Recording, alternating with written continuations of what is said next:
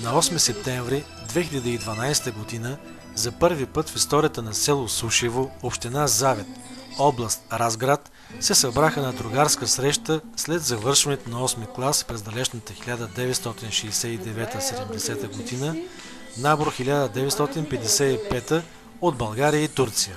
Срещата беше организирана от Йонка Милчева Маджарова с помощта на Незефе Тефъкова Топчо.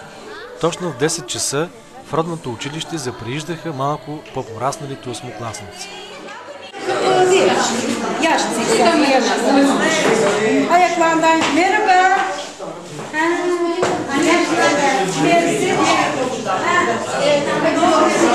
Йонка беше организирала малка програма, с която учениците от селото поздравиха присъстващите.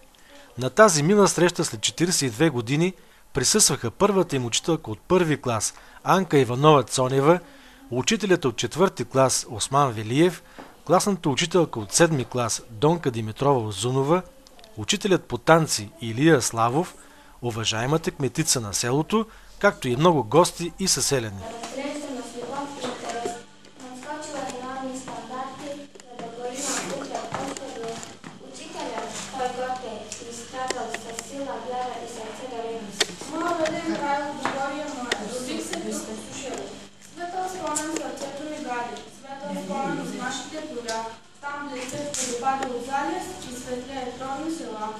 Като чукам народната къща, разговаря сега с лятото и поглежда за моето завръщане, разцъпнали древата цветя.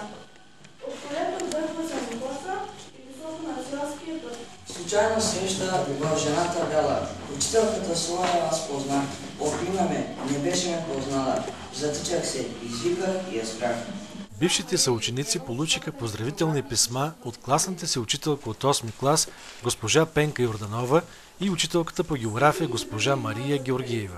Благодаря ви от сърце за вниманието, с което сте ме удостоили и ме каните на вашата мила среща, но ви моля да ме извините, че не мога да осъществя вашето желание по здравословни причини.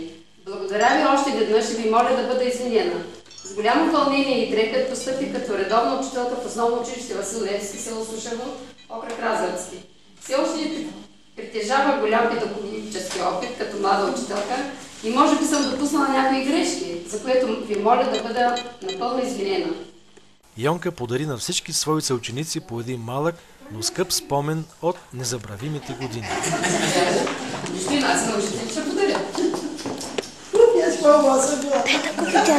Заповядай.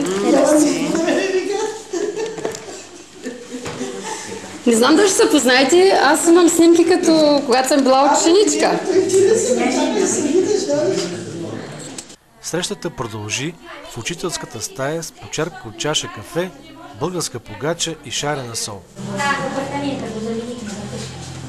Бати Иличо да не извинява, че Бати Иличо останал най-малко всички, защото...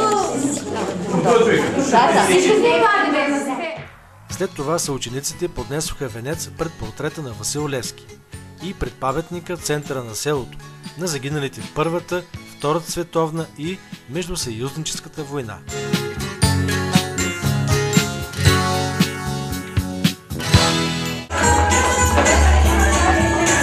Веселата част се състоя в механа Колибите, град Кубрат, до късно през нощта с много песни, танци и музика.